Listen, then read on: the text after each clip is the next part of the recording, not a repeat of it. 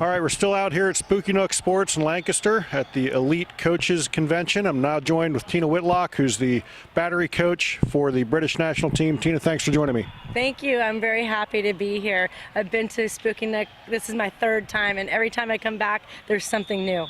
Yeah, it's an incredible facility. I mean, just walking around this place thinking there's 14 acres under roof is mind-blowing, to say the least. So, this is the first time for this event. You're invited up to talk. How are you enjoying the event so far? Well, I drove 10 hours to get here, so it shows my dedication and commitment to get here to this facility. I've run out of descriptive words to describe it. First off, I'm working with some amazing instructors, Amanda Freed and Natasha Watley, and all the other instructors that Christine has put together. And anytime you can get on a stage with other people that have played and coached the game to the highest level, you know that you're also going to learn from them.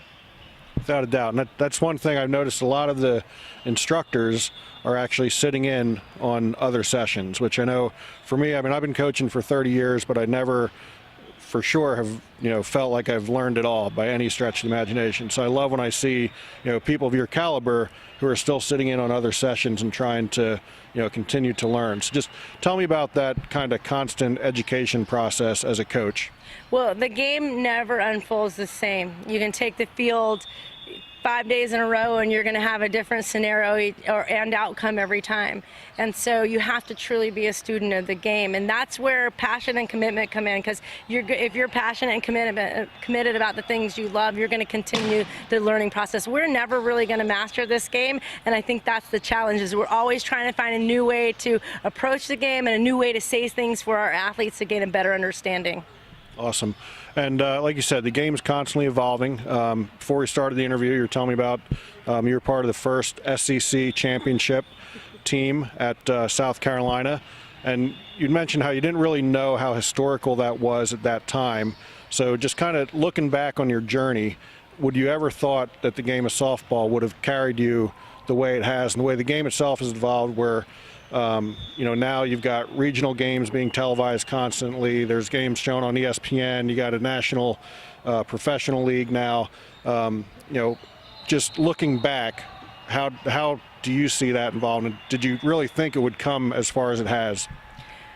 It is amazing that we have come this far to still have a professional league. We have professional leagues over in Europe and Japan and several other countries that give our girls options. So not only was I part of the first ever SEC conference now that has developed into a pretty big powerhouse, I was part of developing softball in North Carolina and Georgia. They had fast pitch at that time, so to be part of that and see where it is now is it's pretty special.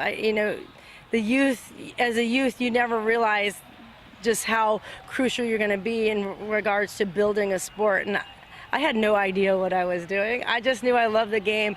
It chose me, and I just wanted to get out there and get lost in the game and teach other people to get lost in the game. When I reflect on where we are now, we have so many opportunities for our young girls, not only to pursue an academic education, but also to pursue being a career athlete, and that is phenomenal. And it may not pay as much as we want it to right now, but it does give them the ability to continue playing into their adult life and to be a role model and example to other girls who are just going to continue to build on what the foundation that we've already laid. Yeah, and it's not always about the money.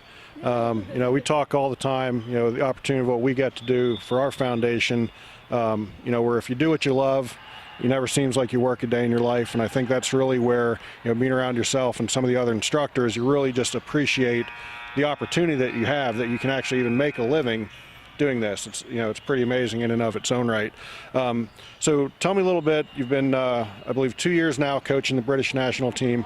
Tell me a little bit about that journey, how that opportunity opened up for you, and just that experience so far. I have several friends that have been involved in coaching on the international level, and a couple of them have actually been British coaches or been involved in the British program.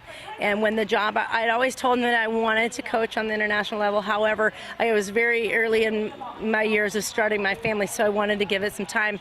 And 2 years ago, the opportunity came about, and the people that I knew were able to give a good word for me. I interviewed. I was very blessed to have gotten the job, and our team has been a team that's just been continuously evolving into that team that you're going to take serious. We did really well at the World Games. We came in 11th. We just shy of coming in the 8th position. We dropped 3 games by 1, which was a heartbreaker, but we were there. We were right there. We're on the cusp. We had a good Super 6 tournament. We medaled, and we got a bronze medal in that event. The year before, we medaled in the Euros. We're looking to go back to the Czech Republic this year for the Euros again, and we're waiting to find out where the qualification tournament for the 2020 Games will be. We have some stiff competition. We have the Czechs, we have the Italians, we have the Dutch, and several other teams that we're going to have to face. Everybody else, the Irish and the Israelis, they're all getting their programs together, and there's going to be some really tough competition we're going to have to face. But we're right there. We're right in the mix. We're one of the top teams in Europe, and we believe we can qualify. Awesome. And that parlays me right into my next question. With softball being, accepted back into the Olympic Games, I mean, how exciting is that, being part of the national team and having that opportunity to go and coach in the Olympic Games? Well, obviously, when I played, I was training with Team USA and had went to events there, and now I get to help represent another country and another group of young ladies achieve their dreams. We had the opportunity to go to Japan this year for the World Games, and the Japanese were wonderful hosts.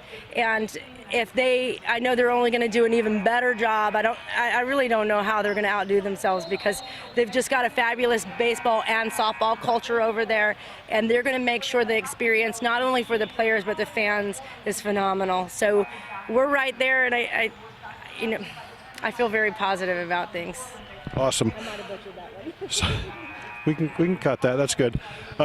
So last question that we want to ask all our instructors out here, as we talk about how the game teaches you life lessons.